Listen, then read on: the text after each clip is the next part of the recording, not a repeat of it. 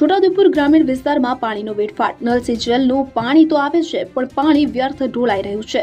છોટાઉદેપુર તાલુકાના સુરખેડા ગામે પટેલ ફળિયામાં નળ સે જલનું પાણી ખેતરમાં ઢોળાઈ રહ્યું છે। વાલ બગડી જવાને કારણે આ પાણીનો વ્યર્થ વેડફાટ થઈ રહ્યો છે। છેલ્લા ઘણા સમયથી આ પાણી આવી રીતના ઢોળાતું હોય તેમ ગામ લોકો જણાવી રહ્યા છે। એક તરફ લોકોને પાણી મળતું નથી, જ્યારે પાણીનો સપ્લાય શરૂ તો કરવામાં આવે છે, પરંતુ આ પાણી ઢોળાય છે તેની કોઈ કાળજી રાખવામાં આવતી નથી।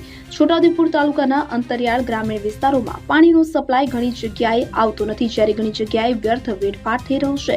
ઘરોમાં નળ છે પણ ઘણા ઘરોમાં જળ આવતું નથી, અને જ્યારે આવે છે ત્યાં વેડફાટને કારણે વ્યર્થ વહી રહ્યું છે।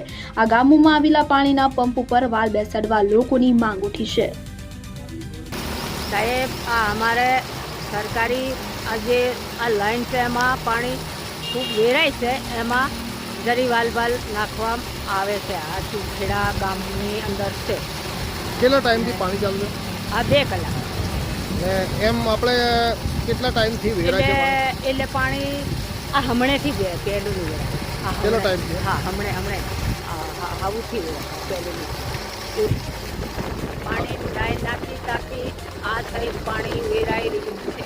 તો કેટલો સમયથી પાણી જાય? હા, 1.5 મહિનો છે।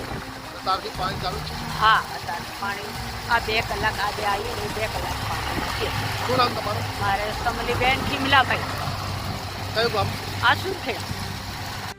નમસ્કાર સર। હાજી સર, અમારે એટલું જ કહેવું છે કે આ નર્મદા જેનું જે પાઇપલાઇન કરી છે એમાં જે સુરખેડા જે જૂના પટેલ ફળિયા વળાંક પર જે પાઇપ છે એ પાઇપમાંથી વધારે પડતું પાણી છે, હજારો લીટર આમ દિવસના માથે ચાલુ કરે ત્યારે પાણી ખોટું રીતે વેડફાય છે, અને પબ્લિકને આજે જે પાણી પૂરતું જોઈએ છે એ પૂરતું પ્રમાણમાં નહીં પહોંચી શકતું, અને પાણી અધવચ્ચે જ વેસ્ટિંગ થઈને ખરાબ થઈ જાય છે। તો એના માટે અમારે એટલું જ કહેવું છે કે વહેલી તકે આજે નાના કરતાં કરીબ 1.5-2 મહિનાથી પાણી વધારે પડતું લીકેજ થઈ રહ્યું છે, તો એની વ્યવસ્થા જે કંઈ વાયસર જે કંઈ પેકિંગ મૂકવાનો છે મૂકીને વહેલી તકે એની વ્યવસ્થા કરી શકે એવી અમારી સરકાર થ્રુ માંગ છે। શું નામ તમારું? નામ છે મારું રાઠવા કરણસિંહભાઈ ચીમડિયા, તે જૂના પટેલ ફળિયા મંદિરની જગ્યાએથી હું બોલું છું। શું ગામનું નામ? સુરખેડા ગામ।